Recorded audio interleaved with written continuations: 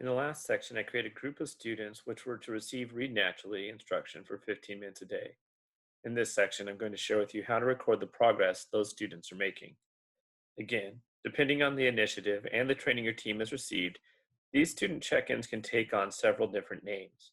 If your teams have worked with the Oregon RTI network, they might know it as progress monitoring. In improvement science, it's the do part of the plan, do, study, act cycle. In PBIS or RTI, it's intervention delivery. In the documentation, we've attempted to call out these different names as well as to link to some other resources for each. In the last section, I made my plan, identified my students and a support they needed. I set out a plan of when they would receive this support daily and for how long, 15 minutes a day. Following the support planning review, I went back and identified 20 minutes when I could pull these students together and build it into our daily routine. I'll have my materials close at hand and we'll be ready to transition into and out of this support. This all makes sense. Finding the time, building it into the schedule, and teaching the support.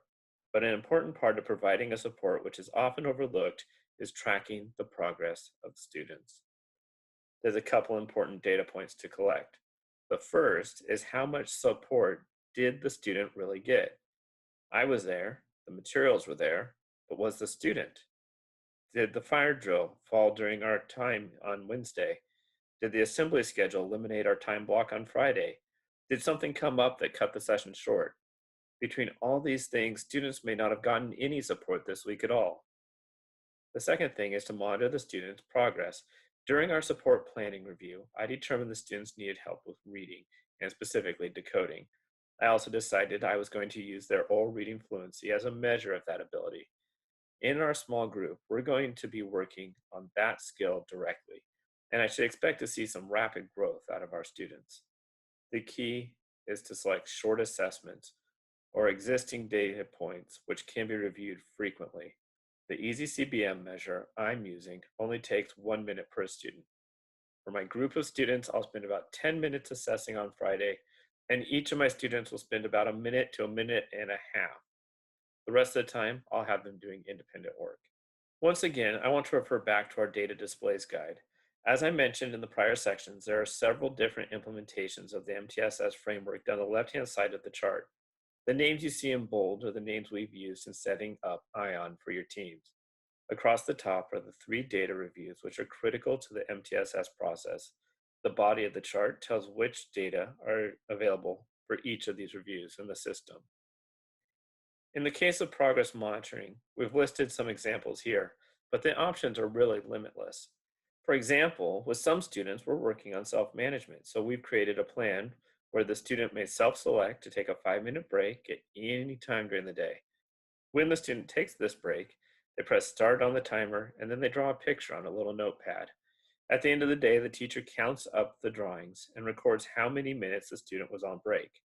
Our goal is for the frequency and duration of those breaks to lessen as a student develops his self-management skills. In the case of weekly attendance or weekly grade progress, this information will be pulled directly from the most current information in Synergy. For many of the rest of these, they'll be hand entered into other data systems or directly into ION.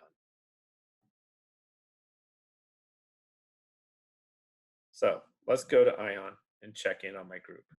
In the last section, after creating my group, I know that I could see it on the right-hand side of my screen here. I'm responsible for providing the support to both these groups, so I see them both here right on my ION homepage as soon as I log in. Not only will I be providing the supports to the students throughout the day, but at the end of the day, I will check in the progress of these students. Let's check in my first grade decoding group for Monday. To go quickly to the check-in screen, I click on the little purple magic wand next to the group.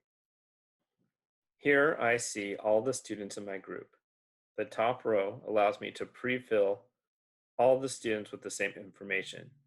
So here I can choose that everyone was present, except maybe Alf. Alf wasn't here today, so I'll set him back to absent. The service I gave them was a tier 2 small group instruction. And on a normal day, we get 15 minutes as indicated here. Today we had a fire drill, so we actually only ended up getting 10 minutes of instruction before that fire drill began. And I can note that here and change Alf's back because he wasn't here today.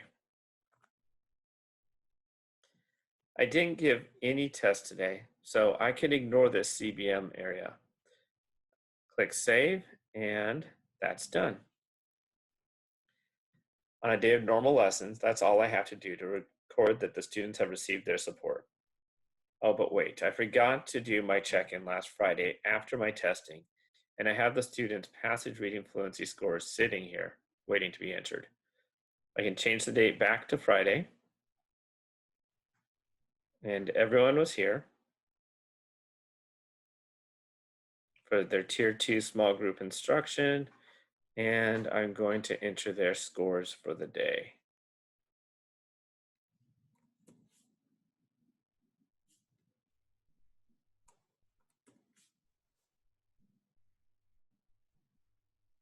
And save.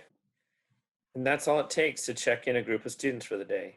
If I have other groups that met today, I can go down this list and check them in as well. I can also click on the name of the group to check on their progress. Clicking here, I can see how the information I've been putting in is starting to add up. At the top, I can see the progress of my group of students on the assessments, and down below, I can see each individual student and how much instruction they've received each week, as well as their weekly score. We'll use all this information in the next section to determine if our support is working for each student or if we need to try a different support.